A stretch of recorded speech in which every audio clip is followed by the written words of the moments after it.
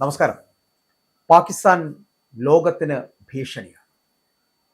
ഞെട്ടിക്കുന്ന പാകിസ്ഥാന്റെ ആ രഹസ്യം പുറത്തായിരിക്കും. യുദ്ധാനന്തര ലോകത്തുള്ള ശക്തി നയങ്ങളും ആണവതന്ത്രങ്ങളും നിർണയിച്ച നിരവധി രഹസ്യ ചർച്ചകൾ വർഷങ്ങൾ കഴിഞ്ഞ് മാത്രമാണ് പുറത്തു വരാറുള്ളത്. അങ്ങനെ ഒന്നിപ്പോൾ പുറത്തു വന്നിരിക്കുന്നു. അല്ലെങ്കിൽ 24 വർഷം മുൻപേ വ്ളാദിമിർ പുടിൻ അത് കണ്ടുപിടിച്ചിരുന്നു.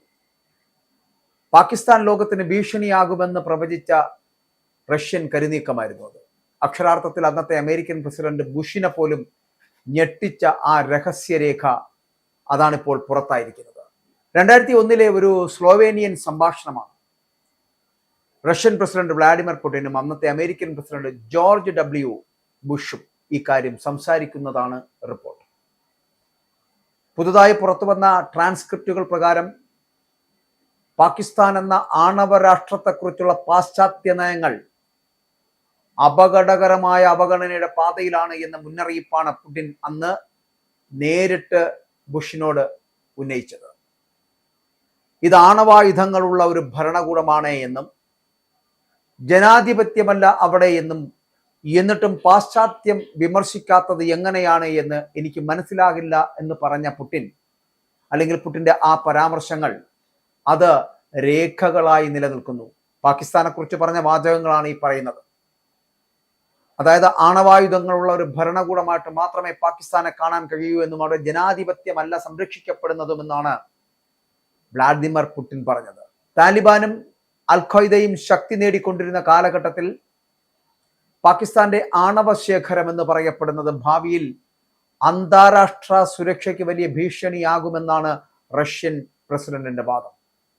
അല്പം വർഷങ്ങൾക്ക് ശേഷം, കൃത്യമായി പറഞ്ഞാൽ 2011 American state secretary Hillary Clinton പറഞ്ഞ വാക്കുകൾ: നിങ്ങളുടെ പിൻമുറ്റത്ത് പാമ്പുകളെ വളർത്താനാകില്ല, അവ അയൽക്കാരെ മാത്രം കടിക്കുമെന്ന് കരുതാനാകില്ല എന്ന പ്രസിദ്ധമായ മുന്നറിയിപ്പ് ഇതേ ആശങ്കയുടെ തുടർച്ചയായിട്ട് പലരും വിലയിരുത്തപ്പെടുന്നുണ്ട്. അതായത് ആണവശേഷിയുള്ള ഒരു രാഷ്ട്രം എന്ന് പറയപ്പെടുന്നത് തീവ്രവാദത്തിന്റെ സ്വാധീനത്തിൽപ്പെടുന്ന സാഹചര്യം ലോകശക്തികൾക്കായിട്ട് ഏറ്റവും അപകടകരമായ ചിത്രമാണ് എന്ന ആശയം രണ്ടു നേതാക്കളുടെയും സംഭാഷണങ്ങളിൽ പ്രതിഫലിക്കുന്നു എന്നുള്ളതാണ്. പാകിസ്ഥാൻ എന്ന് പറയപ്പെടുന്ന ഒരു രാജ്യത്തെക്കുറിച്ച്, അവരുടെ ആണവശേഷിയെക്കുറിച്ച്, അവരുടെ ആണവായുധങ്ങളുടെ നിർമ്മാണത്തെക്കുറിച്ച് അടക്കം വളരെ കൃത്യമായിട്ടുള്ള കണ്ടെത്തലുകളായിരുന്നു ഹിലരി ക്ലിന്റന്റെ ആണെങ്കിലും വ്ളാദിമിർ പുടിന്റെ ആണെങ്കിലും പുറത്തു വരുന്ന ആ സംഭാഷണങ്ങൾ, ആ രഹസ്യങ്ങൾ എന്ന് പറയപ്പെടുന്നത്. നാഷണൽ സെക്യൂരിറ്റി ആർക്കൈവ് പുറത്തിറക്കിയ രേഖകൾ വ്യക്തമാക്കുന്നത് 2001 മുതൽ 2008 വരെയുള്ള നിരവധി കൂടിക്കാഴ്ചകളിലും പുടിനും ബുഷും പാകിസ്ഥാന്റെ ആണവ നയങ്ങളിൽ ആശങ്ക പ്രകടിപ്പിച്ചു എന്നാണ് പറയപ്പെടുന്നത്. പ്രത്യേകിച്ച് പർവേസ് മുഷറഫ് അധികാരത്തിലിരുന്ന കാലത്താണ് അല്ലെങ്കിൽ പർവേസ് മുഷറഫിന്റെ ആ കാലത്താണ് ആണവ സാങ്കേതിക വിദ്യയും അതിന്റെ ചോർച്ചയും സംബന്ധിച്ച അപകട സാധ്യതകളെ കുറിച്ച്, അല്ലെങ്കിൽ അതിന്റെ അപകട സാധ്യതകൾ എന്ത് എന്ന് ഇരു രാഷ്ട്രങ്ങളും ഏറ്റവും ഗൗരവത്തോടു കൂടി ചർച്ച ചെയ്യപ്പെട്ടത്. അത് റഷ്യ ആണെങ്കിലും അമേരിക്ക ആണെങ്കിലും.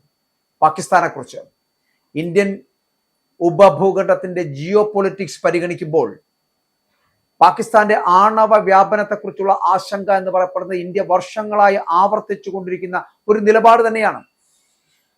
ട്രാൻസ്ക്രിപ്റ്റുകളിൽ പ്രത്യക്ഷപ്പെടുന്ന പുടിന്റെ വാക്കുകൾ എന്ന് പറയപ്പെടുന്നത് ഇന്ത്യയുടെ സുരക്ഷാ ചിന്തകളുമായി ഒത്തുപോകുന്നതാണ് എന്നുള്ളത് വളരെ ശക്തമായി തെളിയുന്നു എന്നുള്ളതാണ്. ഇവിടെ പാകിസ്ഥാനും അമേരിക്കയും അഫ്ഗാൻ തീവ്രവാദ വിരുദ്ധ പ്രവർത്തനങ്ങളിൽ പരസ്പരം അവിഭാജ്യ പങ്കാളികളായിരുന്നുവെങ്കിലും ആണവ നിയന്ത്രണവും ആഭ്യന്തര ജനാധിപത്യ സംവിധാനങ്ങളുടെ അഭാവവും ഒരേ സമയം പാശ്ചാത്യ രംഗത്ത് ചർച്ചയാകാതെ പോയി എന്നതാണ് പുടിൻ ചൂണ്ടിക്കാട്ടിയ അടിസ്ഥാന തത്വം എന്ന് പറയപ്പെടുന്നത്. ആണവശക്തി ഒരു രാജ്യത്തിന് ഭൗതിക പ്രതിരോധ ശേഷി നൽകുന്നുവെങ്കിലും അത് ജനാധിപത്യ നിയന്ത്രണങ്ങളിൽ നിന്ന് സ്വതന്ത്രമായി പ്രവർത്തിക്കുമ്പോൾ ലോക സുരക്ഷയ്ക്ക് ഇരട്ടവാളാകാൻ കഴിയുമെന്ന മുന്നറിയിപ്പായിരുന്നു റഷ്യ അന്ന് ഉയർത്തിയത്. റഷ്യയെ ശത്രുവല്ല, പടിഞ്ഞാറിന്റെ പങ്കാളിയാണ് എന്ന് ബുഷ് അന്ന് വിശേഷിപ്പിച്ചിരുന്നുവെന്നത് ആ കാര്യങ്ങൾ അടക്കം ആ രേഖകളിൽ തെളിയുന്നു എന്നുള്ളതാണ്. അമേരിക്ക റഷ്യയെ ശത്രുവായി കാണാൻ ശ്രമിച്ചിരുന്നില്ല, പകരം പങ്കാളിയായി കാണാൻ ശ്രമിച്ചിരുന്നു. അതായത് പടിഞ്ഞാറിന്റെ പങ്കാളിയായി കാണാൻ ശ്രമിച്ചിരുന്നു എന്നുള്ള അന്നത്തെ പ്രസിഡന്റ് ജോർജ് ഡബ്ല്യു ബുഷ് അത് വിശേഷിപ്പിച്ചിരുന്നു എന്നാണ് രേഖകൾ തെളിയിക്കുന്നത്. അപ്പോൾ ഇരു രാജ്യങ്ങളും, റഷ്യ ആണെങ്കിലും അമേരിക്ക ആണെങ്കിലും, അവരുടെ ഭിന്നതകൾക്കപ്പുറം ആണവ നിർവ്യാപന സഹകരണത്തെ ആധാരമാക്കി പ്രവർത്തിക്കാമെന്ന അമേരിക്കൻ പ്രസിഡന്റ് ബുഷിന്റെ നിലപാട് ആ കാലഘട്ടത്തിലെ ആഗോള രാഷ്ട്രീയത്തിന്റെ സ്വഭാവം വ്യക്തമാക്കുന്നതാണ് എന്നുള്ളതാണ്. എന്നാൽ വർഷങ്ങൾ പിന്നിട്ട് ഇന്നത്തെ റഷ്യ പാശ്ചാത്യ ബന്ധങ്ങളുടെ വ്യത്യസ്ത ദിശ നോക്കുമ്പോൾ ആ സംഭാഷണങ്ങൾ ഒരു ചരിത്ര മുഹൂർത്തത്തിന്റെ ഓർമ്മയായി മാത്രം നിലനിൽക്കപ്പെടുന്നു എന്ന് പറയേണ്ടിയിരിക്കുന്നു. അപ്പോൾ ഈ വെളിപ്പെടുത്തൽ വീണ്ടും നമ്മെ ഓർമ്മിപ്പിക്കുന്നത് ആണവ ശക്തി എന്നതിൽ മാത്രമല്ല, അതിനെ നിയന്ത്രിക്കുന്ന രാഷ്ട്രീയ മനോഭാവങ്ങളിലാണ് ലോകത്തിന്റെ ഭാവി കൂടുതലായി ആശ്രയിക്കുന്നത് എന്ന സത്യമാണ്. അതുകൊണ്ട് ആരും വിശ്വസിക്കാൻ കഴിയാത്ത വണ്ണം ഒരു രാജ്യമായി, ഒരു രാഷ്ട്രമായിട്ട് പാകിസ്ഥാൻ മാറിയിരിക്കുന്നു.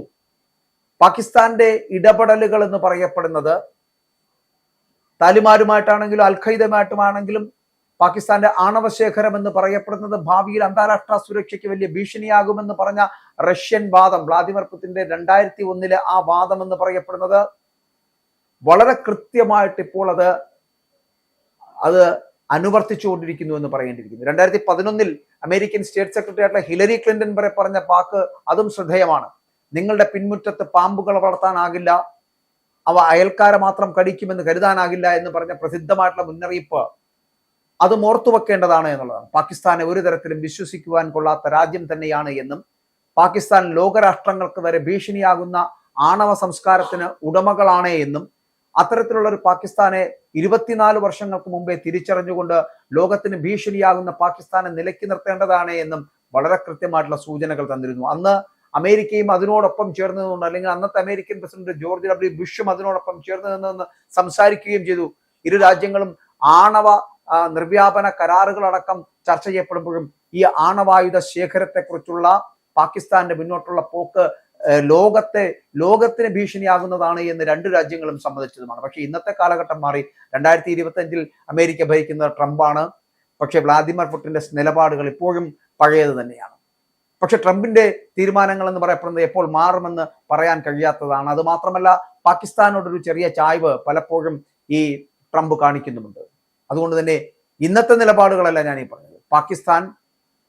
പാകിസ്ഥാന്റെ ഞെട്ടിക്കുന്ന രഹസ്യ വിവരമാണിത്. ആയുധശേഖരങ്ങളുള്ള ഒരു നാടാണ് പാകിസ്ഥാൻ. അത് എപ്പോ വേണമെങ്കിലും ഉപയോഗിക്കപ്പെടാൻ കഴിയുന്ന തരത്തിലേക്ക് എത്തപ്പെട്ട ഒരു രാജ്യം. ആ രാജ്യം പാകിസ്ഥാൻ എന്ന് പറയപ്പെടുന്ന ലോകത്തിന് ഭീഷണിയാകുന്ന രാജ്യമാണ് എന്ന് പറഞ്ഞ റഷ്യയുടെ അല്ലെങ്കിൽ വ്ളാദിമിർ പുടിന്റെ വാക്കുകൾ എന്ന് പറയപ്പെടുന്നത് അക്ഷരാർത്ഥത്തിൽ ഇന്ന് ശരിയാകുന്ന തരത്തിലേക്ക് എത്തിയിരിക്കുന്നു എന്നാണ് അനുമാനിക്കേണ്ടത്.